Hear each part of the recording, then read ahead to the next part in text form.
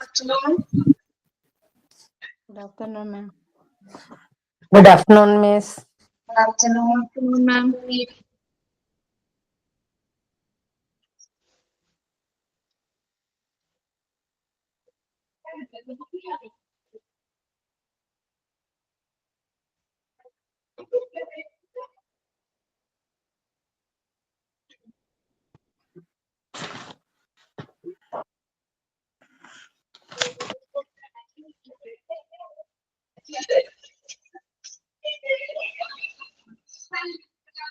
Good afternoon, teacher. Good afternoon.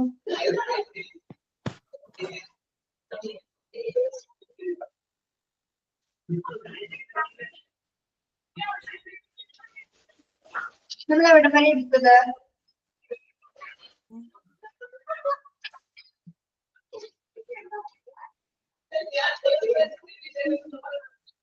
Difference principles ഒക്കെ പറഞ്ഞില്ലേ?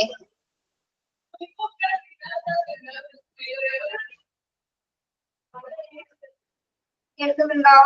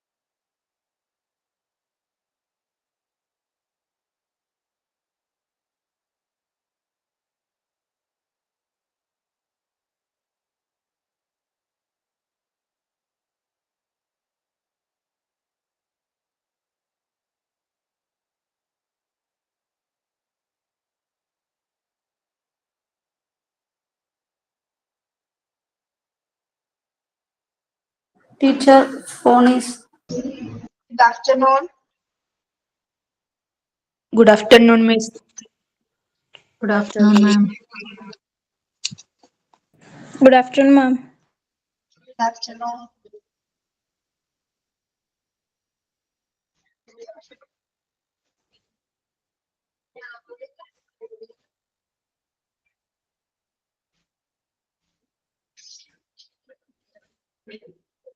പേരുണ്ടോ?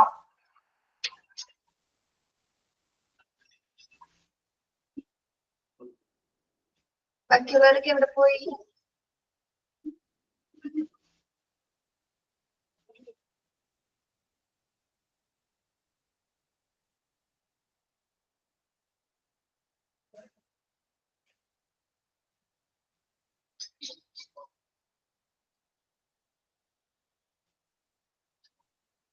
നമ്മൾ എവിടെ വരെ എടുത്തുകൊണ്ടിരുന്നത്? Development Principles of development till 7th point. Complete ചെയ്തോ അത്? No, teacher. Have to say 3 more points. 7 points പറഞ്ഞോ? Yes. 7th വരെ പറഞ്ഞു അല്ലേ? Yes, teacher.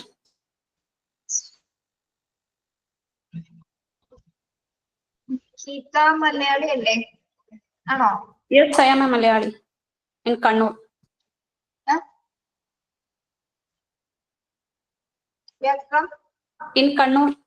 വ്യാക്കം.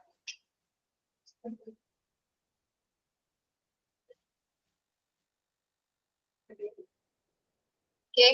Early development is more vital than sorry. Prayer. Okay, okay. ആരാണ് prayer start ചെയ്യുന്നത്? ഞാനാണ്. Good afternoon, everyone. Prayer. Oh God, thank you for this day. I ask that you would guide my path today and more specifically my thoughts, words, and action. Please be with me throughout the day and help me navigate whatever comes my way. Help me to reflect and live out my life in a way that is honoring to you. Amen. Thank you. Okay. What's the day ഉണ്ടോ? Miss Nanana. Good afternoon, everyone. Ah. Today's thought of the day. Never stop learning because life never stop teaching. I repeat, never stop learning because life never stop teaching. Thank you. Have a nice day. Okay. നമ്മള് principles ആണ് എടുത്തുകൊണ്ടിരുന്നത് അല്ലേ? Yes, teacher.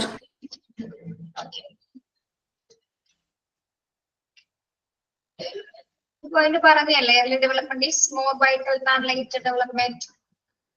അതെ miss. Next, development is the product of maturation and learning. Development എന്ന് പറഞ്ഞാൽ എന്താണ്? It's a product of maturation and learning. എന്താണ് development എന്ന് പറഞ്ഞാൽ എന്തിന്റെ പ്രൊഡക്റ്റ് ആണെന്ന് പറയുന്നത്? Maturation and learn. Maturation and learning. ഒരു minute.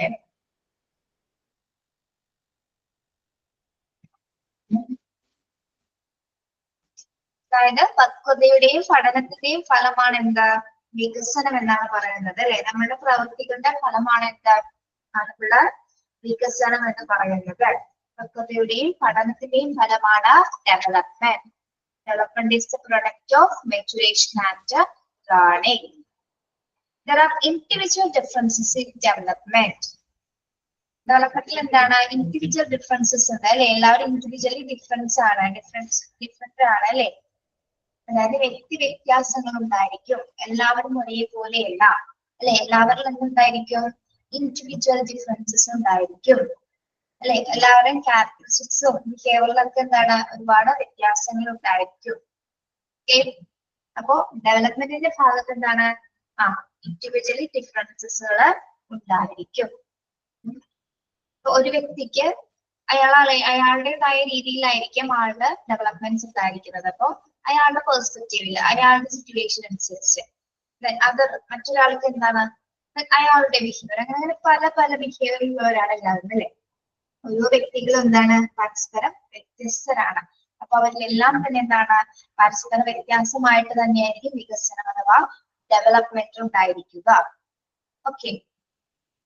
Then the child develops as a unified whole. The child develops as unified whole. എന്താണ് ഒരു കുട്ടി എല്ലാ അർത്ഥത്തിലും പൂർണ്ണമായിട്ട് വികസനം കൈവരിക്കുന്നു അല്ലെ. അപ്പോ നമ്മൾ എന്താണ് വളരുന്നതിനനുസരിച്ച് എന്താണ് എല്ലാവരും ഡെവലപ്മെന്റ്സ് ഹോൾ അതായത് നമ്മുടെ ജനനം മുതൽ മരണം വരെയുള്ള ഒരു കാലഘട്ടം വരെ എന്താണ് നമ്മൾ ആ ഒരു ഹോൾ പാർട്ട് എന്താണ് നമ്മുടെ ഡെവലപ്മെന്റ്സ് ഇങ്ങനെ ഉണ്ടായിക്കൊണ്ടിരിക്കുന്നു. ഓക്കെ. സ്റ്റോപ്പ് ആവുന്നത് എന്ത് മാത്രമാണ്? ഗ്രോത്ത് മാത്രമാണ് അവിടെ സ്റ്റോപ്പ് ആവുന്നത്. ഗ്രോത്തിന്റെ ഒരിക്കലും എന്താണ് സ്റ്റോപ്പ് ആവുന്നില്ല. അതൊരു യൂണിഫൈഡ് പ്രോസസ് ആണ് അല്ലെ. കണ്ടിന്യൂസ് ആയിട്ടുള്ള പ്രോസസ് ആണ്. അതൊരിക്കലും സ്റ്റോപ്പ് ആകുന്നില്ല. ഓക്കെ. എന്നൊക്കെ പറഞ്ഞത് development is the product of development എന്ന് പറയുന്നത് എന്തിന്റെ പ്രൊഡക്റ്റ് ആണ്? Maturation and learning. പക്വതയുടെയും പഠനത്തിന്റെയും ഫലമാണ് വികസനം. ഓക്കെ. നമ്മൾ ചെയ്യുന്ന പ്രവർത്തികളിലൂടെയാണ്, നമ്മുടെ ആക്ടിവിറ്റീസിലൂടെയാണ് നമ്മൾക്ക് എന്ത് സംഭവിക്കുന്നത്? ഡെവലപ്മെന്റ്സ് ഉണ്ടാവുന്നത് അല്ലെ. നമ്മൾ ചെയ്യുന്ന ഒരു ആക്ടിവിറ്റിയിൽ ഉണ്ടാവുന്ന ക്വാളിറ്റിയിലാണ് നമുക്ക് എന്തുണ്ടാവുന്നത്? എന്തുണ്ടാവുന്നത്? ഡെവലപ്മെന്റ് ഉണ്ടാവുന്നത്. Okay. There are individual differences in development. എന്താണ്? വികസനത്തില് വ്യത്യാസങ്ങൾ ഉണ്ടായിരിക്കും. Okay. Then the child develops as a unified whole. ഒരു കുട്ടി എല്ലാ അർത്ഥത്തിലും എന്താണ് അപൂർണമായ വികസനം കൈവരിക്കും. ഓക്കെ. അവരുടെ എല്ലാ ഘട്ടങ്ങളിലും എന്താണ് അവരുടെ ഡെവലപ്മെന്റ്സുകൾ ഉണ്ടായിരിക്കുന്നതാണ്. These are the principles of development. ഇത് ഇമ്പോർട്ടന്റ് ആണ്. ബൈഹാർട്ട് ആക്കണം എന്നില്ല, എങ്കിലും മനസ്സിലാക്കി പഠിച്ചു വെക്കാം കേട്ടോ.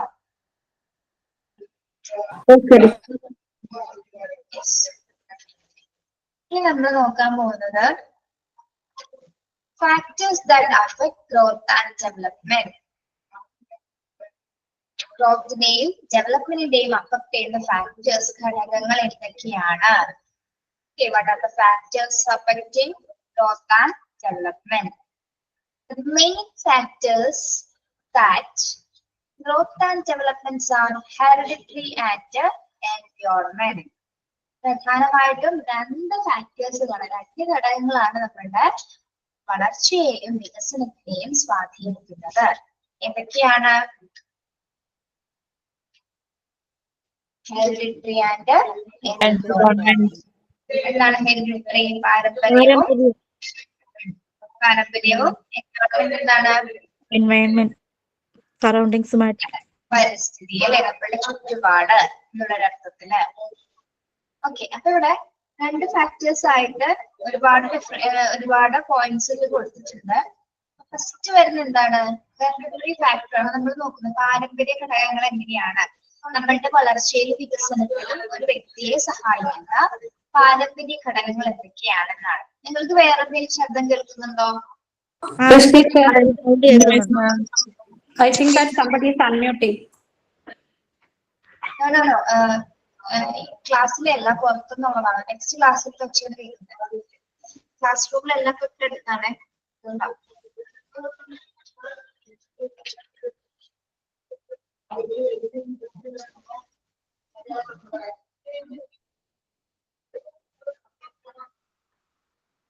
സ്കൂളിലാണെങ്കിൽ ഒരു വടിയെടുത്ത് പോയി ചെന്ന് ഒച്ചെടുത്ത പിന്നെ ഉണ്ടായിരിക്കും. പറ്റില്ല.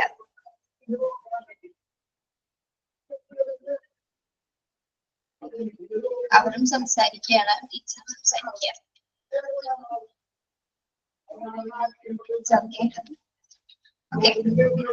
അപ്പൊ പാരമ്പര്യ ഘടകങ്ങൾ എന്തൊക്കെയാണ്? നമ്മളുടെ വളർച്ചയും വികസനത്തെയും സഹായിക്കുന്ന പാരമ്പര്യ ഘടകങ്ങൾ എന്തൊക്കെയാണ്?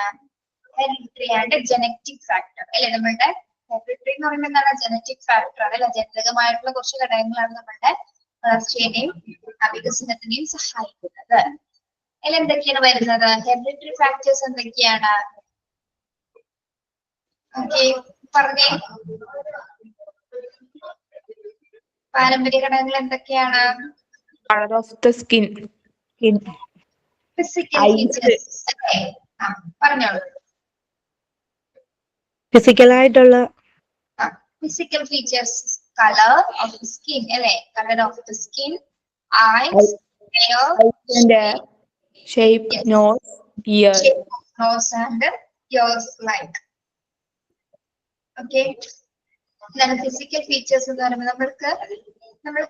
നമ്മളുടെ ശാരീരികമായിട്ട് കിട്ടിയിരിക്കുന്ന ഘടകങ്ങളൊക്കെ എന്താണ് പാരമ്പര്യമായിട്ട് കിട്ടിയതായിരിക്കും അല്ലെ. ചിലപ്പോൾ നമ്മളുടെ തലമുറയിലുള്ള അച്ഛന്റെ അമ്മയുടെ സ്കിൻ കളർ ആയിരിക്കാം, അല്ലെങ്കിൽ ആ മുത്തശ്ശിയുടെ കളർ ആയിരിക്കാം. അങ്ങനെയൊക്കെ ആയിരിക്കും നമുക്ക് കിട്ടുന്നത്. അതുപോലെ തന്നെ എന്താണ് അവരുടെ കണ്ണുകളെ പോലെ ആയിരിക്കും നമ്മളുടെ കണ്ണുകൾ.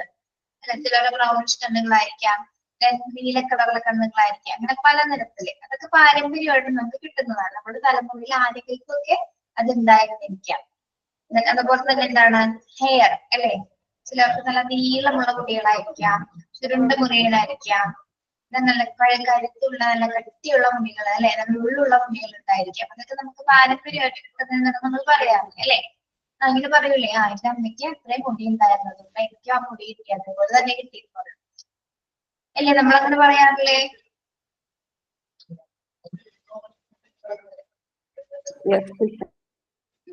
Yes, miss. യെസ്. എന്താ പറ്റി, ആരും ഭക്ഷണം ഒന്നും കഴിച്ചില്ലേ? നിങ്ങൾക്ക് ഇന്നൊരു ഉഷാറില്ലല്ലോ.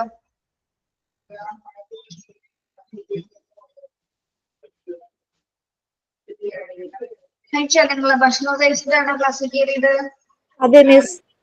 അതെ. ഓക്കെ. ദെൻ അതുപോലെ തന്നെ എന്താണ് ഷേപ്പ് ഓഫ് നോസ് അല്ലെ, നമ്മുടെ മൂക്കിന്റെ ഷേപ്സ്, അതുപോലെ തന്നെ ചെവി, ഇതൊക്കെ നമുക്ക് പാരമ്പര്യമായിട്ട് കിട്ടുന്ന ചിലപ്പോൾ ചില സിമിലാരിറ്റീസ് ആയിരിക്കാം അല്ലെ. നമ്മളുടെ അച്ഛന്റെ അമ്മയുടെ മുത്തശ്ശിയോ ചേച്ചിയോ ചേട്ടനവരെയൊക്കെ പോലെ ആയിരിക്കും നമ്മള്. അപ്പോ നമ്മളുടെ വികസനത്തെ, നമ്മുടെ വളർച്ചയെ അത് സ്വാധീനിക്കുന്ന ഒരു ഘടകം തന്നെയാണ് അല്ലെ ഹെറിഡിറ്ററി ഫാക്ടർ എന്ന് പറയുന്നത്. ഇപ്പൊ പാരമ്പര്യമായിട്ട് കിട്ടുന്ന കുറച്ച് ഘടകങ്ങൾ. ഓക്കെ. അതുപോലെ തന്നെ എന്താണ് സെക്സ് അല്ലെ, ലൈംഗികത, ഹെറിഡിറ്ററി ഡിസീസസ്. സെക്സ് എന്ന് പറയുമ്പോൾ ചിലപ്പോ എന്തായിട്ട് പറയാം, ലൈംഗികതയെ പാരമ്പര്യമായിട്ട് പറയുമ്പോ പാരമ്പര്യമായിട്ട് കുട്ടികളില്ലാത്ത ഫാമിലി ആയിരിക്കാം അല്ലെ. ചിലവരില് ചിലപ്പോൾ ലേറ്റ് ആയിട്ടൊക്കെ ആയിരിക്കും ഉണ്ടാവും, ഒരുപാട് വർഷം നീണ്ടു നിന്നൊക്കെ കുട്ടികൾ ഉണ്ടാവുന്നത്.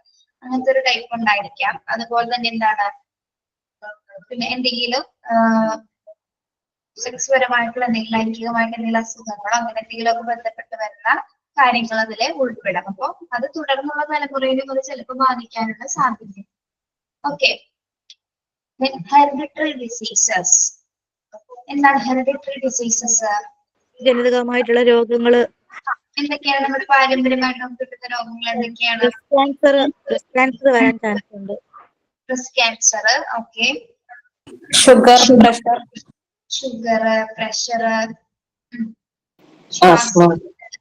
ശ്വാസതടസ്സം, ആസ്മ, നമുക്ക് പാരമ്പര്യമായിട്ട് കിട്ടുന്ന. പിന്നെന്താണ് ലൈഫ്, പിന്നെന്താണ് കരൾ സംബന്ധമായ എന്തെങ്കിലുമൊക്കെ രോഗങ്ങൾ അല്ലെ, അതൊക്കെ നമുക്ക് പാരമ്പര്യമായിട്ട് കിട്ടുന്നതായിരിക്കും. ഈ ഷുഗർ പ്രഷർ ഒക്കെ പാരമ്പര്യമായിട്ട് കിട്ടണാണോ? ആ കിട്ടുമല്ലോ. വേണോ? വേണ്ട, ഉണ്ട് ഇഷ്ടം പോലെ. അതുകൊണ്ട് പേടിച്ചിട്ടാന്ന് ഒന്ന് കൺഫേം ചെയ്തതാ. വരുമായിരിക്കുമല്ലോ. അത് ശ്രദ്ധിച്ചാൽ മതി. ഒന്ന് ശ്രദ്ധിച്ചു കഴിഞ്ഞാൽ ചിലപ്പോ ഒരു പരിധി വരെ നമുക്ക് കൺട്രോൾ ചെയ്യാൻ പറ്റും. പ്രഷറിന്റെ കാര്യത്തിലല്ല, ഷുഗർ മിക്കവാറും നമുക്ക് ജനറ്റിക്കലി കിട്ടണേ. പ്രഷർ ലൈഫ് സ്റ്റൈൽ ഡിപ്പെൻഡഡ് ആണ്. ഷുഗർ എനിക്ക് തോന്നുന്നു ഷുഗർ ഹെറിഡിറ്ററി ആണ്. അതുപോലെ ക്യാൻസർ വീട്ടിലുള്ളവർക്ക് ഉണ്ടോന്ന് ചോദിക്കുന്നുണ്ട്. എന്തെങ്കിലും ഒരു ഇതായിട്ട് ചെന്നിട്ടുണ്ടെങ്കിൽ, ക്യാൻസർ ഡൗട്ട് ആയിട്ട് ചെന്നിട്ടുണ്ടെങ്കിൽ ചോദിക്കും, വീട്ടിൽ ആരെങ്കിലും ഉണ്ടായോന്ന് ചോദിക്കുന്നുണ്ട്. ചിലപ്പോ ആ ഒരു ചോദ്യം ഉണ്ടല്ലോ, ചിലവരിപ്പോ അതങ്ങനെ ചോദിച്ചിപ്പോ ആ ചോദ്യം ട്രെൻഡായിരുന്നു. നിങ്ങളുടെ വീട്ടിൽ ആരെങ്കിലും ഉണ്ടോന്ന് ആദ്യം ചോദിക്കും. പക്ഷെ അങ്ങനെ ഇല്ലാത്ത ഫാമിലീസ് ഉണ്ട് കേട്ടോ. ഉണ്ട്. അപ്പൊ അതൊന്നും പേടിക്കൊന്നും വേണ്ട. എപ്പോഴാണെങ്കിലും നമ്മൾ എന്ത് ചെയ്ത അസുഖം വന്ന് വെച്ചു അല്ലെ. ഓക്കെ.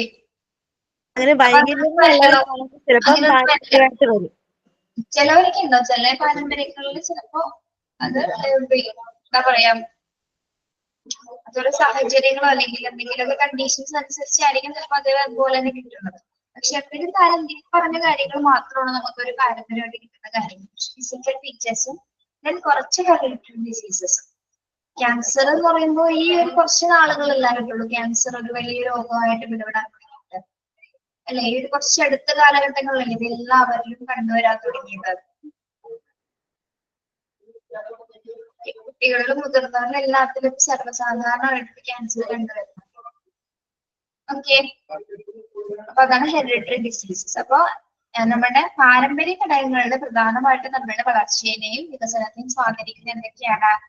ഫിസിക്കൽ ഫീച്ചേഴ്സ് ഉണ്ട്, സെക്സ് ഉണ്ട്, ഹെറിഡിറ്ററി ഡിസീസസ്. ഈ 3 കാര്യങ്ങൾ അതില് നമ്മുടെ വളർച്ചയെ സ്വാധീനിക്കുന്ന ഘടകങ്ങളാണ്. ഓക്കെ, അത് 3 മനസ്സിലായോ? ഹെറിഡിറ്ററി ഫാക്ടേഴ്സ് മനസ്സിലായോ? Yes, miss. യെസ്.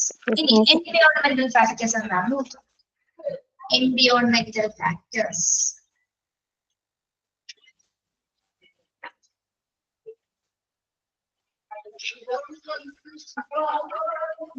യെസ്, എൻവിയോൺമെന്റൽ ഫാക്ടേഴ്സിൽ പ്രധാനമായിട്ടും 2 ഫാക്ടേഴ്സുകൾ ഉൾപ്പെടുന്നുണ്ട്. എന്തൊക്കെയാണ്? ഒന്ന് പ്രീനാറ്റലും പോസ്റ്റ്നാറ്റലും. എന്താണ് prenatal? Before the before delivery അല്ലെ. പോസ്റ്റ്നാറ്റൽ എന്താണ്? ആഫ്റ്റർ ദ ഡെലിവറി അല്ലെ. പ്രീനാറ്റല് പ്രസവത്തിന് മുമ്പുള്ള ഒരു കാലഘട്ടം. പോസ്റ്റ്നാറ്റൽ എന്താണ്? പ്രസവത്തിന് ശേഷമുള്ള ഒരു ടൈം. ഓക്കെ, ഈ 2 ഘടകങ്ങൾ എന്താണ്? ഒരാളുടെ വളർച്ചയെയും ഡെവലപ്മെന്റിനെയും ഒരുപാട് സ്വാധീനിക്കുന്നുണ്ട്. ഓക്കെ,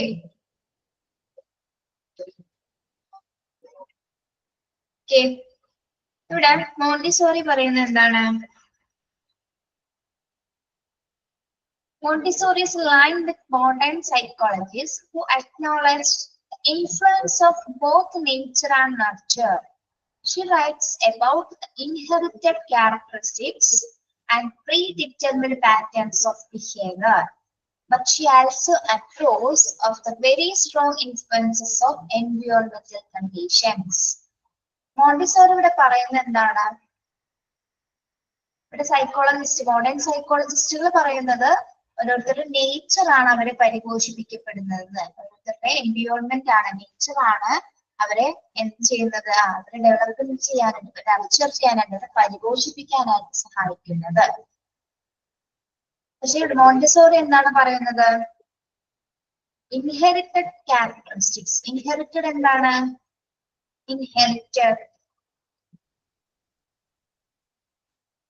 ഇൻഹെറിറ്റഡ് ഫാക്ടേഴ്സ് എന്താണ്? ഇൻഹെറിറ്റഡ് പാരമ്പര്യമല്ലാത്ത യെസ്, പാരമ്പര്യമല്ലാത്ത ഘടകങ്ങൾ അല്ലെ. പാരമ്പര്യമല്ലാത്ത ക്യാരക്ടറിസ്റ്റിക്സും അതുപോലെ തന്നെ എന്താണ്? Pre determined patterns of behaviour അല്ലെ. പാരമ്പര്യമല്ലാത്ത ക്യാരക്ടറിസ്റ്റിക്സും മറ്റ് പാറ്റേൺസ് ഓഫ് ബിഹേവിയർ, മറ്റ് സ്വഭാവ സവിശേഷതകളോ അതുപോലെ തന്നെ എന്താണ്? എൻവയോൺമെന്റൽ കണ്ടീഷൻസും ഒക്കെയാണ് ഒരു വ്യക്തിയുടെ ഗ്രോത്തിനെയും ഡെവലപ്മെന്റിനെയും സ്വാധീനിക്കുന്നത് എന്നാണ് മോണ്ടിസോറിയില് അഭിപ്രായപ്പെടുന്നത്. ഓക്കെ, അതായത് മൊത്തത്തിൽ പറഞ്ഞാൽ എന്താണ്? എൻവയോൺമെന്റൽ കണ്ടീഷൻ ആണ് ഒരു വ്യക്തിയുടെ വളർച്ചയെ ഏറ്റവും കൂടുതൽ സ്വാധീനിക്കുന്നത്. ഓക്കെ, ആ ഒരു അർത്ഥത്തിലാണ് അവിടെ സൂചിപ്പിക്കുന്നത്. അത്രയും മനസ്സിലാക്കുക. ഇനി പ്രീനാറ്റലിൽ എന്തെല്ലാം ഫാക്ടേഴ്സുകൾ ഉൾപ്പെടുന്നുണ്ട്? പ്രീനാറ്റൽ എന്ന് പറഞ്ഞാൽ എന്താണ്? പ്രസവത്തിന് മുമ്പുള്ള ഒരു ടൈം അല്ലെ. Before the birth, before the delivery അല്ലെ. ആ സമയത്ത് എന്തൊക്കെ കാര്യങ്ങളാണ് നടക്കുന്നത്? മെറ്റേണൽ ഹെൽത്ത്, മെറ്റേണൽ ഹെൽത്ത് അല്ലെ. മാതൃ ആരോഗ്യം, അമ്മയുടെ ആരോഗ്യം എങ്ങനെയായിരിക്കണം ആ ഒരു സമയത്ത്? മെറ്റേണൽ ഹെൽത്ത് എങ്ങനെയായിരിക്കണം? നല്ല ഹാപ്പി ആയിരിക്കണം, നല്ല ഹെൽത്തി ഫുഡ് ആയിരിക്കണം. ഹെൽത്തി ആയിട്ടൊരു മെറ്റേണൽ ഹെൽത്ത് ആയിരിക്കണം. മാതൃാരോഗ്യം ഏറ്റവും പ്രധാനപ്പെട്ടത് തന്നെയാണ് അല്ലെ. ഓക്കെ, എങ്കിൽ മാത്രമേ കുഞ്ഞിന്റെ വളർച്ചയെ ആ കുഞ്ഞിന്റെ വളർച്ചയ്ക്ക് അമ്മയുടെ ആരോഗ്യം ഏറ്റവും പ്രധാനപ്പെട്ട ഒന്ന് തന്നെയാണ്. സെക്കൻഡ് വരുന്നത് എന്താണ്? Mother's physical and mental state. അമ്മയുടെ ശാരീരികവും മാനസികവുമായ അവസ്ഥ. അമ്മയുടെ ശാരീരികവും മാനസികവുമായ അവസ്ഥ. ഒരു കുഞ്ഞിന്റെ വളർച്ചയെ സഹായിക്കുന്നുണ്ടോ? Yes, definitely. Yes, miss. Yes അല്ലെ? അമ്മയുടെ ഫിസിക്കൽ കണ്ടീഷനും മെന്റൽ കണ്ടീഷൻസ് ഒക്കെ ഓക്കെ ആയിരുന്നാൽ മാത്രമേ കുഞ്ഞിനും അതിനനുസരിച്ചിട്ടുള്ള എന്താണ് വളർച്ച ഉണ്ടായുള്ളൂ. അതിന് ആവശ്യമായിട്ടുള്ള പോഷകങ്ങളും മറ്റ് സപ്പോർട്ടിംഗ് ഫാക്ടേഴ്സ് ഒക്കെ അമ്മയുടെ ആ ഒരു ഫിസിക്കൽ ഹെൽത്തിലൂടെയും മെന്റൽ ഹെൽത്തിലൂടെയായിരിക്കും കുഞ്ഞിനത് ലഭിക്കുന്നത്. ഓക്കെ, പിന്നെ എന്തൊക്കെയാണ് വേണ്ടത്? Mother's readiness to have the child. Mother's readiness to have the child എന്താണ്? കുട്ടിയെ ജനിപ്പിക്കാനുള്ള അമ്മയുടെ ആ ഒരു സന്നദ്ധത അല്ലെ, അമ്മയാകാൻ ഒരു തയ്യാറെടുപ്പ് അല്ലെ, അമ്മയാകാനുള്ള ആ ഒരു കോൺഫിഡൻസ് അല്ലെങ്കിൽ ആ ഒരു ധൈര്യം, അത് വളരെ പ്രധാനപ്പെട്ട ഒന്ന് തന്നെയാണ് അല്ലെ. ഒരു നമ്മളതിന് വില്ലിങ് ആയതൊക്കെ എങ്ങനെയാണ്? വളരെയധികം ബുദ്ധിമുട്ട് നമ്മൾക്കും വയറ്റിലുള്ള കുഞ്ഞിനും അത് അനുഭവിക്കേണ്ടി വരും അല്ലെ. അപ്പൊ ഈ ജനിപ്പിക്കാനുള്ള അമ്മയുടെ ആ ഒരു കഴിവ് അല്ലെ, കുഞ്ഞിനെ ജനിപ്പിക്കാനുള്ള അമ്മയുടെ ആ ഒരു ഗർഭിണി ആവാനുള്ള ഒരു മാനസിക അവസ്ഥ, അത് വളരെ പ്രധാനപ്പെട്ടത് തന്നെയാണ് കേട്ടോ. അതൊരു കുഞ്ഞിന്റെ വളർച്ചയെ കൂടി സ്വാധീനിക്കുന്ന ഒന്ന് തന്നെയാണ്. നെക്സ്റ്റ് ന്യൂട്രീഷൻ എന്താണ്? പോഷകാഹാരം. അല്ലെ, ന്യൂട്രിയസ് ഫുഡുകള്. ന്യൂട്രിയസ് ഫുഡുകൾ കുഞ്ഞിന്റെ ആരോഗ്യത്തെ സ്വാധീനിക്കുന്നുണ്ടോ? അല്ലെ, എന്തൊക്കെ ഫ്രൂട്ട്സുകളാണ് ആ ഒരു ടൈമിൽ ഗർഭിണികൾ കഴിക്കേണ്ടത്? ആപ്പിൾ, പച്ചക്കറികള്,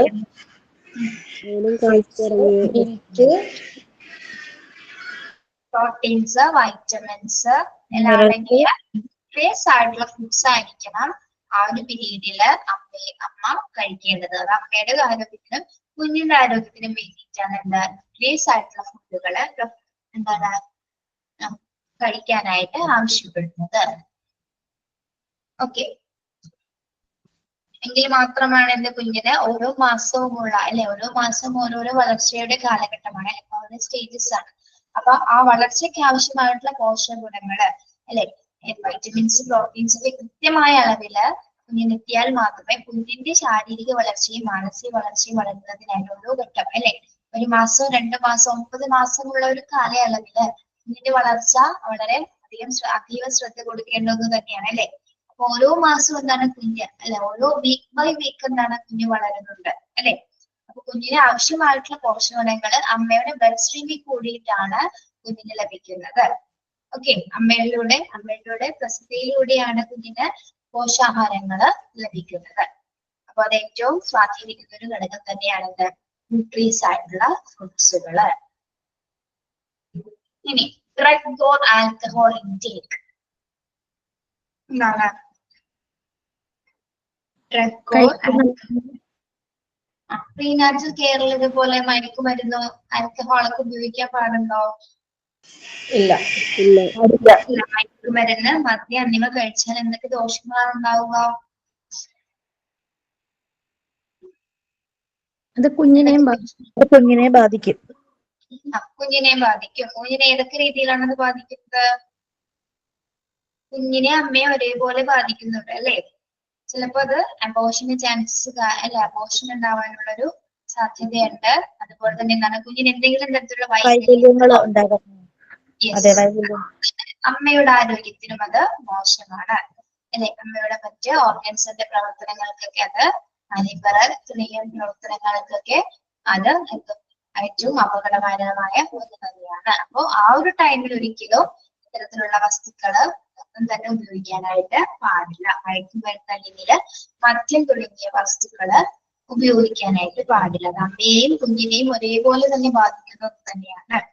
ഓക്കെ, അങ്ങനെയൊക്കെ കഴിക്കുന്ന കുട്ടികളുടെ, അങ്ങനെയൊക്കെ കഴിക്കുന്ന പാരന്റ്സിന്റെ കുട്ടികൾക്കാണ് എന്തെങ്കിലും തരത്തിലുള്ള ഡിസബിലിറ്റീസ് ഒക്കെ ചില സാഹചര്യങ്ങളിൽ, എല്ലാവരും അല്ല കേട്ടോ, എല്ലാവരും അല്ല പറയുന്നത്, ചിലവർ അതൊക്കെ ഉപയോഗിച്ചതിന് ശേഷം അവരുടെ കുട്ടികൾക്ക് അതേപോലത്തുള്ള മാറ്റങ്ങൾ ഉണ്ടായിട്ടുണ്ട്. ഡിസബിലിറ്റീസ് ഉള്ള ഒരുപാട് കേസസ് ഒക്കെ നമ്മൾ കണ്ടിട്ടുണ്ട്.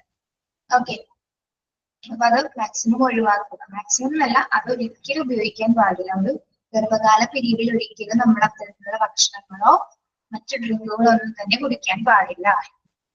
അത് ആ കുഞ്ഞിന്റെ വളർച്ചയും വികാസത്തെയും സ്വാധീനിക്കും എന്ന് നമ്മൾ ഓർക്കണം. Then any accidents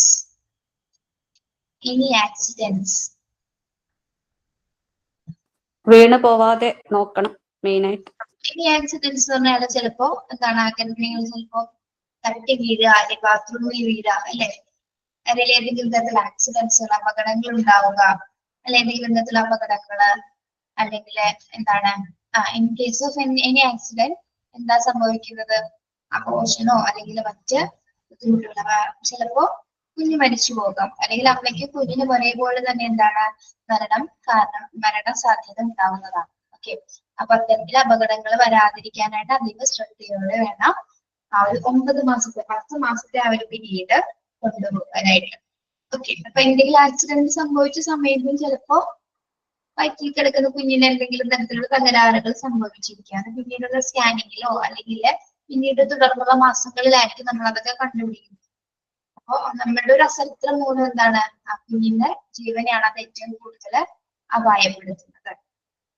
okay,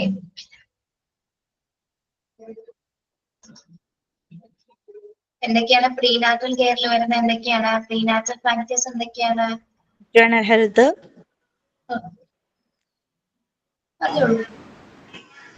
nutrition, nutrition, mother's physical and mental state, drug or alcohol intake, Accidents. any drug or alcohol intake and any accidents. Okay, അപ്പൊ ഇത്രയും കാര്യങ്ങളാണ് പ്രീനാറ്റൽ ഫാക്ടേഴ്സിൽ ഉൾപ്പെടുന്നത്. ഇത്രയും കാര്യങ്ങൾ ഒരു കുഞ്ഞിന്റെ ഗ്രോത്തിനെയും ഡെവലപ്മെന്റിനെയും സ്വാധീനിക്കുന്ന ഘടകങ്ങളാണ്. ഓക്കെ, നെക്സ്റ്റ് വരുന്നതാണ് എന്ത്? പോസ്റ്റ് നാറ്റൽ എന്നാണ്. after birth, after the delivery, after the birth, പ്രസവാനന്തര കാലം, അല്ലെ? പ്രസവാനന്തര കാലം എന്തൊക്കെ കാര്യങ്ങള് അഫക്ട് ചെയ്യുന്നത് ഒരു കുഞ്ഞിന്റെ ഡെവലപ്മെന്റിനെ? അത് 3 കാര്യങ്ങളായിട്ടാണ് ഇവിടെ ഡിഫറൻഷിയേറ്റ് ചെയ്തിരിക്കുന്നത്. 3 സ്റ്റേജസ് ആയിട്ട്. ഒന്ന് physical environment, socio emotional environment, intellectual environment. അപ്പൊ അതില് ഫിസിക്കൽ എൻവയോൺമെന്റിൽ എന്തെല്ലാം കണ്ടീഷൻസ് വരുന്നു, എന്തെല്ലാം കാര്യങ്ങളാണ് വരുന്നത്? ഭൗതികമായ അന്തരീക്ഷം, അല്ലെ? ഭൗതിക പരിസ്ഥിതിയിൽ കുഞ്ഞിന്റെ വളർച്ചയെ എങ്ങനെയൊക്കെ സ്വാധീനിക്കുന്നത്? കുഞ്ഞ് ജനിച്ചതിന് ശേഷമുള്ള കാര്യങ്ങളാണ് കേട്ടോ.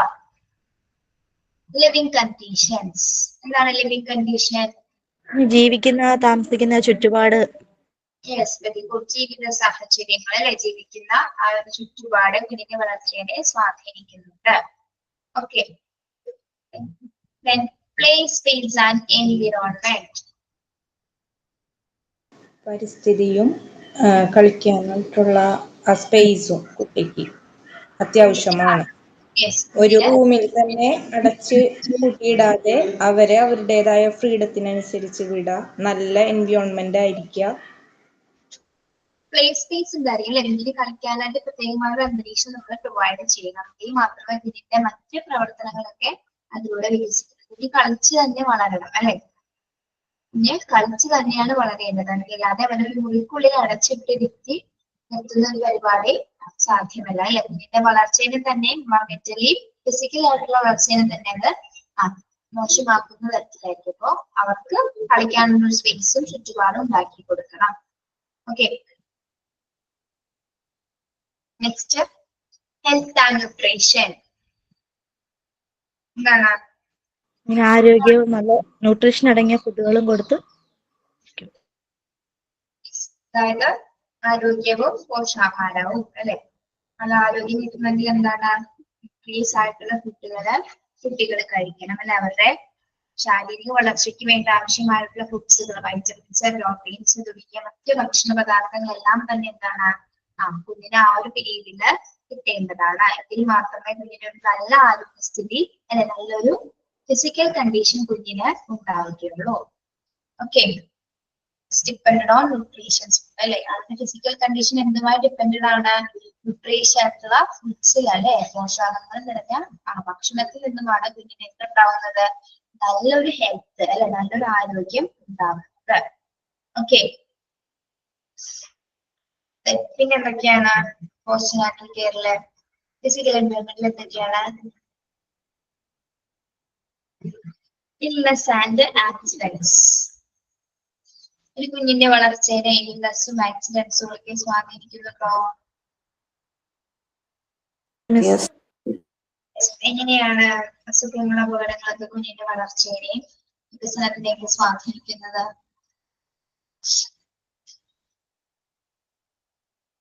എങ്ങനെയാണ്?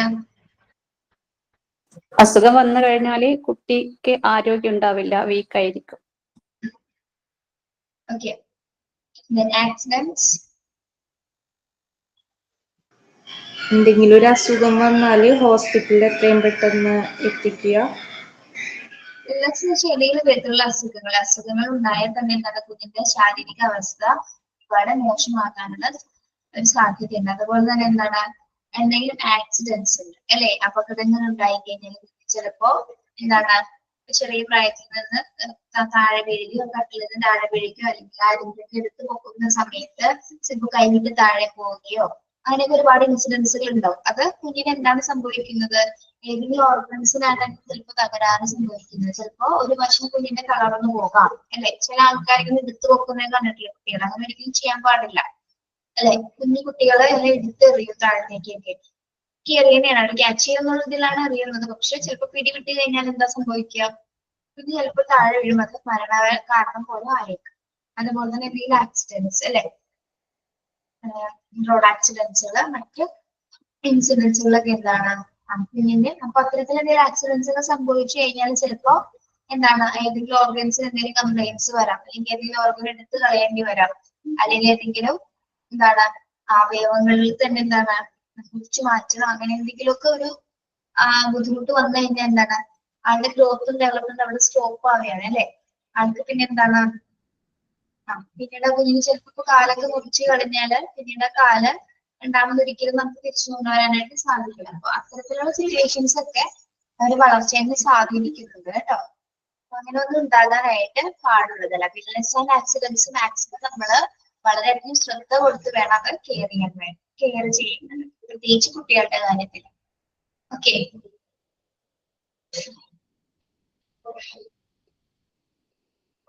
ഫിസിക്കൽ എൻവയോൺമെന്റിൽ നമ്മൾ ഭൗതിക പരിസ്ഥിതിയിൽ ഇത്തരം കാര്യങ്ങളാണ് കുട്ടിയെ സ്വാധീനിക്കുന്നത്. എന്തൊക്കെയാണ്? living conditions, play space and environment, health and nutrition. Illness and accidents. Okay, അത് ക്ലിയർ ആണോ? ഫിസിക്കൽ എൻവയോൺമെന്റ് ക്ലിയർ ആണോ? അതെ മിസ്. Yes, miss. ഇനി സോഷ്യോ ഇമോഷണൽ എൻവയോൺമെന്റ്. അടുത്താണ് എന്താ? സോഷ്യോ ഇമോഷണൽ എൻവയോൺമെന്റ്, സാമൂഹ്യ വൈകാരിക അന്തരീക്ഷം. അതൊരു കുട്ടിയുടെ വളർച്ചയെയും വികസനത്തിനെയും സ്വാധീനിക്കുന്നുണ്ട് അല്ലെ. എന്തൊക്കെയാണ് സാമൂഹ്യ വൈകാരിക അന്തരീക്ഷത്തിൽ നിന്ന് കിട്ടുന്നത് കുട്ടികൾക്ക്? Parental attitudes and children rearing practice. Parental attitudes എന്താണ്? മാതാപിതാക്കളുടെ മനോഭാവവും കുട്ടികളെ വളർത്തുന്ന അന്തരീക്ഷം അല്ലെ. എന്താണ് എങ്ങനെയുള്ള ഒരു പാരന്റൽ ആറ്റിറ്റ്യൂഡ്സ് ആയിരിക്കണം കുട്ടികളോട് നമ്മൾ കാണിക്കേണ്ടത്? അവരുടെ കഴിവുകൾ കണ്ടെത്തി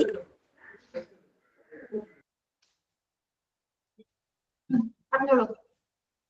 കഴിവുകൾ കണ്ടെത്തുന്നത്, എബിലിറ്റീസ് കണ്ടെത്തുക.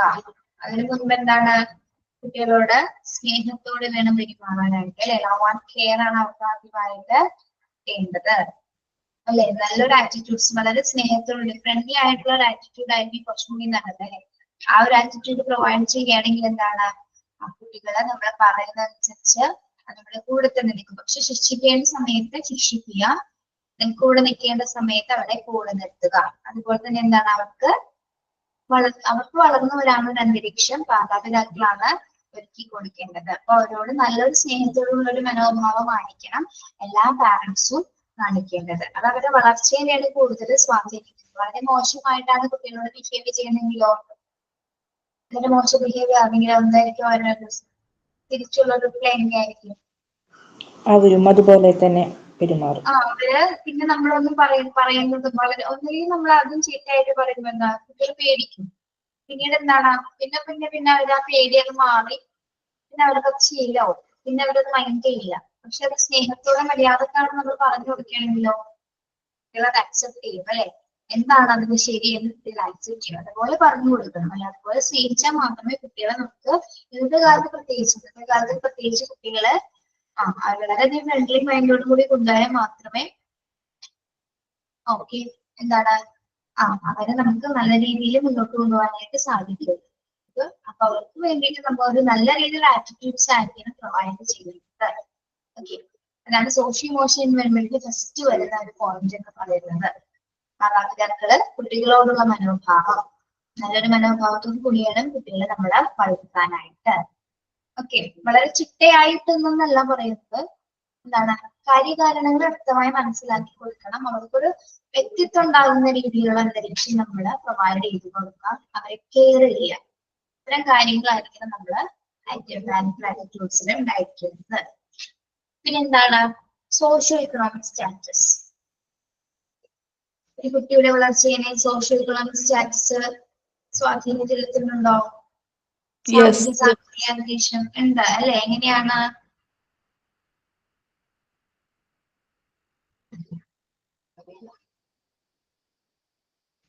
എങ്ങനെയാണ് സമൂഹത്തില് നമുക്ക് സാമ്പത്തികമായ സമൂഹത്തിലൊരു എന്തുണ്ടായിരിക്കും? നമുക്ക്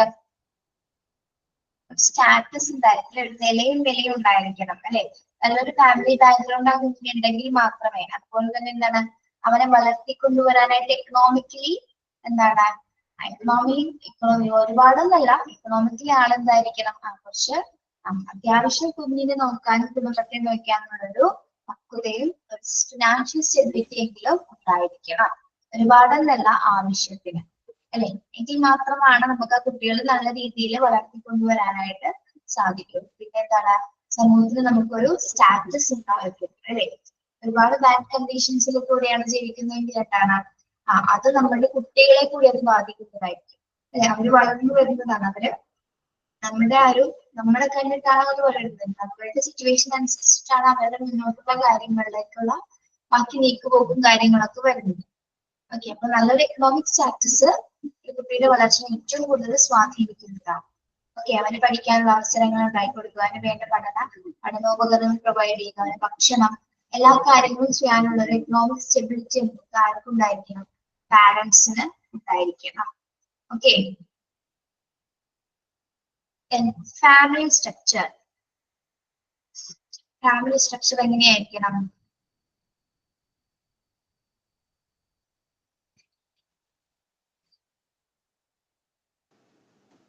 ഫാമിലി സ്ട്രക്ചർ നല്ലതായിരിക്കണം. ഫാമിലിയിൽ യാതൊരു ഇഷ്യൂസുകളും കുട്ടികളുടെ മുമ്പിൽ ഇഷ്യൂസുകൾ വന്നിട്ടുണ്ടെങ്കിൽ അത് കുട്ടികളെ വളരെയധികം ബാധിക്കും. നമുക്ക് രണ്ട് ടൈപ്സ് ഓഫ് ഫാമിലി ആണ് അല്ലെ? ന്യൂക്ലിയർ ഫാമിലി ഉണ്ട്, ജോയിന്റ് ഫാമിലി ഉണ്ട്. ഓക്കെ, അതാണ് നമ്മുടെ ഫാമിലി സ്ട്രക്ചർ എന്ന് പറയുന്നത് അല്ലെ? ഇതിൽ ഏതെങ്കിലും ഒന്നായിരിക്കുള്ളൂ നമ്മുടെ എല്ലാ കുടുംബങ്ങളിലും ഉണ്ടായിരിക്കുക. അപ്പോ ആ ഒരു സ്ട്രക്ചർ ഇപ്പോ കുടുംബം ന്യൂക്ലിയർ ഫാമിലി എന്ന് പറഞ്ഞാൽ ആരൊക്കെ ഉണ്ടായിരിക്കും?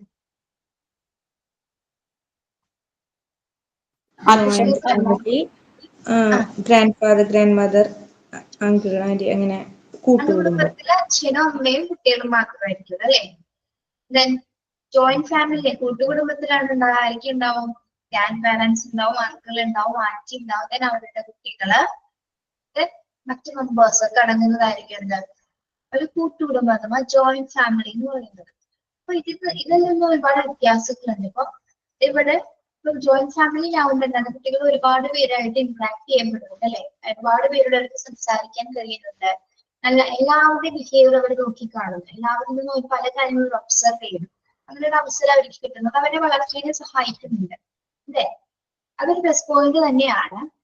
പക്ഷെ ഈ ന്യൂക്ലിയർ ഫാമിലി സ്ട്രക്ചറിൽ നോക്കുകയാണെങ്കിൽ എന്താണ്? അവിടെ അച്ഛനും അമ്മയും കുട്ടികൾ മാത്രമേ ഉള്ളൂ. അപ്പൊ അച്ഛനും അമ്മയും ചിലപ്പോൾ ജോലിക്ക് പോകാം, വൈകുന്നേരങ്ങളിൽ മാത്രമായിരിക്കും അവർ കാണുന്നത്. അവര് തമ്മിലൊരു ഇന്ററാക്ഷൻസിന്റെ കുറവ് വരുന്നുണ്ട് അവിടെ അല്ലെ? അവർക്ക് വേറെ സംസാരിക്കാനുള്ള ഒരു സമയപരിധി കുറയുന്നു. വീട്ടിൽ കുഞ്ഞ് തിരിച്ചു വരുന്ന സമയത്ത് എന്താണ്? കുഞ്ഞൊറ്റയ്ക്ക് ആയിരിക്കും, അച്ഛനും അമ്മയും വരുന്നത് വരെ കുഞ്ഞൊറ്റയ്ക്ക് ആയിരിക്കും. അപ്പൊ അതവനെ എന്താണ് ഫിസിക്കലി മെന്റലി ഒക്കെ എന്താണ്? മെന്റലി ഒരുപാട് കുഞ്ഞിനെ ഒരുപാട് ബാധിക്കുന്നുണ്ടായിരിക്കും. പക്ഷെ അതുപോലെ തന്നെ അതിന് ഗുണവും ഉണ്ട്. ഒരുപാട് സ്നേഹവും കുടുംബത്തിൽ ഉണ്ടായിരിക്കും. പക്ഷെ എന്താണ് പരിമിതികളുണ്ട്, ഒരുപാട് പരിമിതികളുണ്ട്, ടൈം കുറവ്, അങ്ങനെയുള്ള കാര്യങ്ങളൊക്കെ അതിൽ വരുന്നു. അവിടെ ഇന്ററാക്ഷൻസ് കുറവാണ്. പരസ്പരം അവർ 3 പേര് മാത്രം ഉള്ള കാര്യങ്ങൾ മാത്രം അവിടെ നടക്കുന്നു. പക്ഷെ കൂട്ടുകുടുംബത്തിലാണെങ്കിൽ എന്താണ്, എല്ലാവരുമായിട്ട് കുട്ടിക്ക് ഇന്ററാക്ട് ചെയ്യാനായിട്ട് അല്ലെ, പരസ്പരം സംസാരിക്കാനും അവരോട് കളിക്കാനും ഭക്ഷണം കഴിക്കാനും മറ്റു കാര്യങ്ങളൊക്കെ ചെയ്യാനായിട്ട് കുഞ്ഞിന് അവസരം വരുന്നുണ്ട് അല്ലെ. അപ്പൊ അവൻ അവിടെ എല്ലാവരിൽ നിന്നും കണ്ടുപഠിക്കുകയാണ്. അപ്പൊ അവന്റെ ബിഹേവിയറിൽ ഒരുപാട് മാറ്റങ്ങൾ ഉണ്ടാകാൻ സ്വാധീനിക്കും അല്ലെ. എല്ലാവരിൽ നിന്നും ചിലപ്പോൾ നല്ല കാര്യങ്ങൾ അവൻ സ്വീകരിക്കുന്നു. മുത്തശ്ശൻ ചെയ്യുന്നത് കണ്ട് ചെടി മുത്തശ്ശൻ എല്ലാ ദിവസവും ചെടി നനയ്ക്കും. അത് കണ്ട് വളർന്നു വരുന്ന കുഞ്ഞെന്താണ്, മുത്തശ്ശന്റെ കൂടെ ചിലപ്പോൾ ചെടി നനയ്ക്കാൻ വേണ്ടിയിട്ട് പോകും. അപ്പൊ അതൊക്കെ അവൻ കണ്ട് പഠിക്കുകയാണ്. അപ്പൊ അവന്റെ വളർച്ചയെ അത് സഹായിക്കും, അവന്റെ പെരുമാറ്റത്തിനെ അത് കൂടുതൽ സ്വാധീനിക്കും. ഓക്കെ, അപ്പൊ ഓരോ കുട്ടിയുടെ ജീവിതത്തിൽ എന്താണ് അവരുടെ ഫാമിലി സ്ട്രക്ചർ, അത് എന്ത് തന്നെ ആയാൽ കൂടി എന്താണ് അവരുടെ വളർച്ചയെ വികസനത്തിനെ അതുപോലെ തന്നെ സ്വാധീനിക്കുന്നത്. ഓക്കെ, ക്ലിയർ ആണോ family structure? Yes miss. Okay miss. Sex and culture എന്താണ്? ലൈംഗികതയും സംസ്കാരവും. എന്താണ് സെക്സ് ആൻഡ് കൾച്ചർ? ഒരു കുട്ടിയുടെ ജീവിതത്തിനെ എങ്ങനെയൊക്കെ സ്വാധീനിക്കുന്നത്?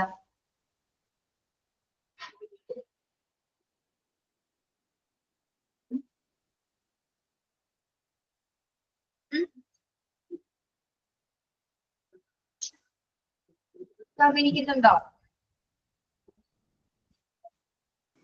Yes miss.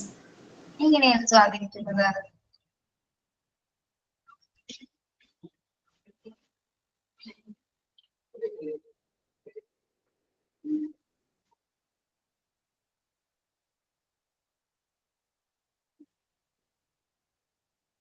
അറിയില്ല മിസ്. അറിയില്ല. അപ്പൊ എന്താണ് ചെയ്യുന്നത്? അതാണ് നിങ്ങളുടെ ഇന്നത്തെ ആക്ടിവിറ്റി കേട്ടോ. ഒരു കുട്ടിയുടെ ലൈഫിലെ സെക്സ് ആൻഡ് കൾച്ചർ എത്രത്തോളം കുട്ടിയുടെ അതായത് വികസനത്തെയും വളർച്ചയെയും അല്ലെ, വളർച്ചയും ഗ്രോത്ത് ആൻഡ് ഡെവലപ്മെന്റിന്റെ ഒരു കുട്ടിയുടെ സെക്സ് ആൻഡ് കൾച്ചർ എന്ന ഫാക്ടർ എത്രത്തോളം എഫക്ട് ചെയ്യുന്നുണ്ടെന്ന് നിങ്ങൾ കണ്ടെത്തി കൊണ്ടുവരണം. ഒരു ഹാഫ് പേജില് നിങ്ങളുടെ നോട്ട്ബുക്കിലുള്ള ഹാഫ് പേജില് കിട്ടുന്ന കാര്യങ്ങൾ, അത് 1 പേജ് ആണെങ്കിലും കുഴപ്പമില്ല. എങ്ങനെയൊക്കെയാണ് ഒരു കുട്ടിയുടെ ലൈഫില് സെക്സ് ആൻഡ് കൾച്ചർ കുട്ടിയുടെ ലൈഫിനെ അതായത് വികസനത്തെയും വളർച്ചയും ഗ്രോത്ത് ആൻഡ് ഡെവലപ്മെന്റിന്റെ കുട്ടിയുടെ സെക്സ് ആൻഡ് കൾച്ചർ എങ്ങനെയാണ് ബാധിക്കുന്നത്, എങ്ങനെയാണ് അഫക്ട് ചെയ്യുന്നത്, അതിനെന്തെങ്കിലും സ്വാധീനം ചെലുത്തുന്നുണ്ടോ, കൾച്ചറും സെക്സും ഒരു കുട്ടിയുടെ ജീവിതത്തിനെ സ്വാധീനിക്കുന്നുണ്ടോ എന്നൊന്ന് കണ്ടെത്തി നെക്സ്റ്റ് ക്ലാസ്സിൽ പറയണം. Okay, okay miss. അപ്പൊ മറന്നു പോയിട്ട് അവിടെ നോട്ട് ചെയ്ത് വെച്ചോളൂ കേട്ടോ. Note it.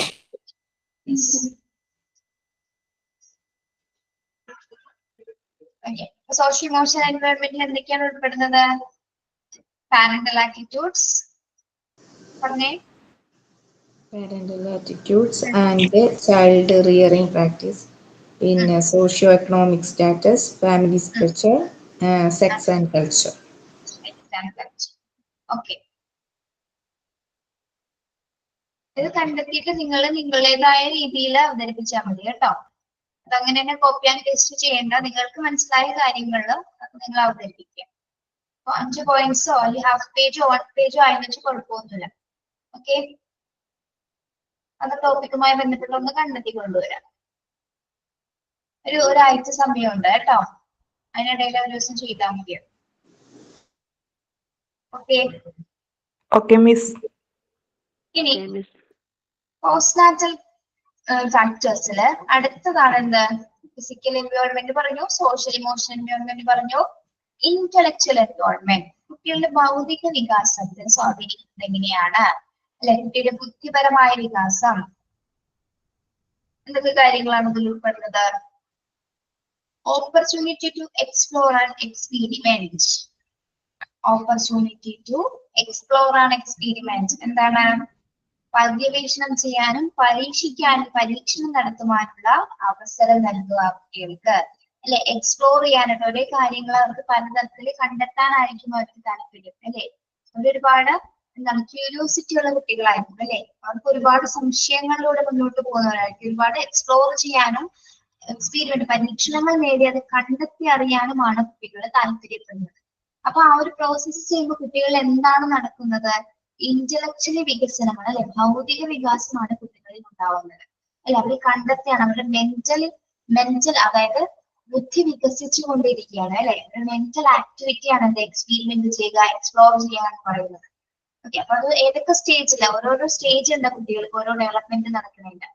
ഓക്കെ, അപ്പൊ ആ ഒരു സ്റ്റേജിൽ ഇന്റലക്ച്വൽ ഡെവലപ്മെന്റ് നടക്കുന്ന ഒരു സ്റ്റേജില് എന്താണ് കുട്ടികൾ ചിലപ്പോൾ എന്താണ് എക്സ്പ്ലോറും എക്സ്പീരിമെന്റ് ഒക്കെ ചെയ്യാനായിട്ട് ആഗ്രഹിക്കുന്ന ഒരു സമയമാണ്. അവരുടെ ബുദ്ധി വികസിക്കുന്ന തരത്തിലുള്ള ആക്ടിവിറ്റീസ് ഒക്കെയാണ് എന്തൊക്കെ എക്സ്പ്ലോർ ചെയ്യുന്നതും എക്സ്പീരിമെന്റ് ചെയ്യുന്നതും. ഓക്കെ, അവർ വിവിധ തരത്തിലുള്ള പരീക്ഷണങ്ങളിലൊക്കെ ഏർപ്പെടുന്നത് എന്തിനു വേണ്ടിയിട്ടാണ്? അവരുടെ ഇന്റലക്ച്വൽ എൻവയോൺമെന്റ് ഫുൾഫിൽ ചെയ്യുന്നതിന് വേണ്ടിയിട്ടാണ്. ഇന്റലക്ച്വൽ ആയിട്ടുള്ള പ്രവർത്തനങ്ങൾ അവർക്ക് കാര്യക്ഷമമായി നടക്കുന്നതിന് വേണ്ടിയിട്ടാണ് തരത്തിലുള്ള പ്രവർത്തനങ്ങളിൽ ഏർപ്പെടുന്നത്. അപ്പോ അങ്ങനെ എക്സ്പീരിമെന്റ് എക്സ്പ്ലോർ ചെയ്യുന്ന സമയത്ത് എന്താണ് കുട്ടികളില് ഭൗതിക വികാസം സംഭവിക്കുന്നു. ഓക്കെ, അപ്പൊ അത് കുഞ്ഞിന്റെ വളർച്ചയെയും വികാസത്തെയും സ്വാധീനിക്കുന്ന ഒരു ഘടകം തന്നെയാണ്. ഓക്കെ, അടുത്തത് നിങ്ങൾക്കറിയാലോ, arouse inquisitiveness to ask questions.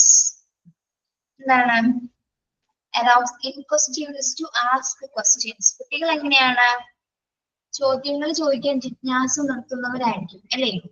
അവരിങ്ങനെ ചോദ്യങ്ങൾ ഇങ്ങനെ ചോദിച്ചുകൊണ്ടേയിരിക്കും. അവർക്ക് ഒരുപാട് സംശയങ്ങളാണ് എപ്പോഴും അല്ലെ. നമ്മുടെ കുട്ടികൾ അങ്ങനെയല്ലേ, ഏതിനും നമ്മൾ എന്ത് പറഞ്ഞു കൊടുത്താൽ എത്ര തവണ പറഞ്ഞു കൊടുത്താൽ അവരിങ്ങനെ അതങ്ങനെയല്ലേ, അമ്മ ഇതിങ്ങനെയല്ലേ, അമ്മ പറഞ്ഞത് അങ്ങനെയല്ലേ, അച്ഛൻ ഇതല്ലേ പറഞ്ഞത്, അങ്ങനെ ഒരുപാട് സംശയങ്ങളാണ് അവർക്ക് അല്ലെ. അവർക്ക് ഭയങ്കര ക്യൂരിയോസിറ്റി ആണ് ഇതൊക്കെ എന്താണെന്ന് അറിയാൻ വേണ്ടിയിട്ട്. അപ്പൊ അത് ഇന്റലക്ച്വലി നടക്കുന്ന ഒരു പ്രവർത്തനമാണ് അല്ലെ, മെന്റലി നടക്കുന്ന ഒരു പ്രവർത്തനമാണ്. അപ്പൊ അവരിങ്ങനെ എല്ലാത്തിനും സംശയങ്ങളെയും നിരന്തരം ചോദിച്ചുകൊണ്ടിരിക്കും. ഓക്കെ, അപ്പൊ എന്തിനു വേണ്ടിയിട്ടാണ് ചോദിച്ചറിയുന്ന വഴി എന്താണ് അവർക്ക് മാനസികമായും ശാരീരികമായിട്ട് അവർക്ക് അവിടെ വളർച്ച സംഭവിക്കുന്നുണ്ട്. അവരൊരു പുതിയ പുതിയ കാര്യങ്ങൾ അവരിങ്ങനെ അറിഞ്ഞുകൊണ്ടിരിക്കുകയാണ്. Okay, then encouragement by giving positive feedback. എന്താണ് encouragement by giving positive feedback? അവർക്ക് പ്രോത്സാഹനം നൽകുന്ന വഴി അവരിലെ എന്തെങ്കിലും മാറ്റം ഉണ്ടാകുമോ? എൻകറേജ് ചെയ്യുന്ന വഴി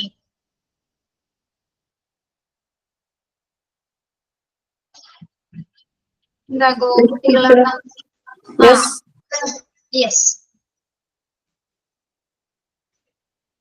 കുട്ടികളെ നമ്മൾ എൻകറേജ് ചെയ്യണം അല്ലെ. അവർ സപ്പോർട്ട് ചെയ്ത് അവർ ചെയ്യുന്ന കാര്യങ്ങൾ അപ്രീഷിയേറ്റ് ചെയ്ത് അതിനൊരു ഫീഡ്ബാക്ക് കൊടുക്കണം അല്ലെ. ആ ചെയ്തത് നന്നായി, very good, well done, my boy, my girl അല്ലെ, ഒക്കെ നമ്മൾ അപ്രീഷിയേറ്റ് ചെയ്യണം. അവർക്ക് ഫീഡ്ബാക്ക് ആണ് എന്ത് അപ്രീഷിയേറ്റ് ചെയ്യാന്ന് പറയുമ്പോൾ തന്നെ എന്താ, അപ്പൊ കുട്ടിക്ക് പിന്നീട് അത് ചെയ്യാനായിട്ട് അല്ലെ, നല്ലൊരു പ്രവർത്തനമാണെങ്കിൽ പിന്നീട് അത് ചെയ്യാനും അത് കുറച്ചുകൂടി മെച്ചപ്പെടുത്തി ചെയ്യാനായിട്ട് പിന്നീട് ശ്രമിച്ചുകൊണ്ടിരിക്കും അല്ലെ. അപ്പൊ നമ്മൾ കൊടുക്കുന്ന എൻകറേജ്മെന്റ് അല്ലെ, നമ്മൾ കൊടുക്കുന്ന സപ്പോർട്ടിലൂടെ കുഞ്ഞിന് എന്ത് സംഭവിക്കുന്നുണ്ട്, അവന് മാനസികമായും ശാരീരികമായും വളരാനുള്ള ഒരു അവസരം കൊടുക്കുകയാണ്.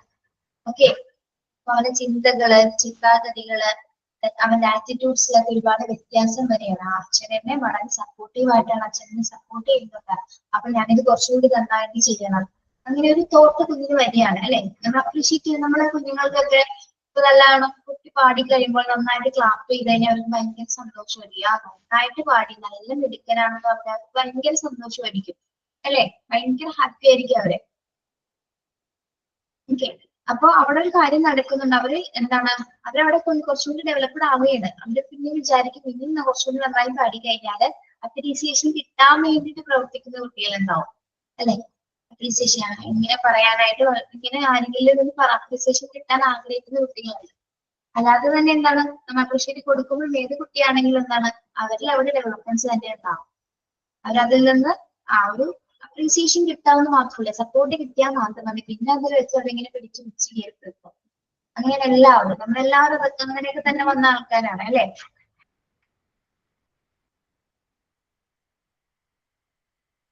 ഓക്കെ, അപ്പോ എൻകറേജ്മെന്റ് ഗിവിംഗ് പോസിറ്റീവ് ഫീഡ്ബാക്ക് വരെ നമ്മൾ എടുത്തിട്ടുള്ളൂ. ബാക്കി എടുത്തത് നെക്സ്റ്റ് ക്ലാസ്സിൽ എടുക്കാം കേട്ടോ.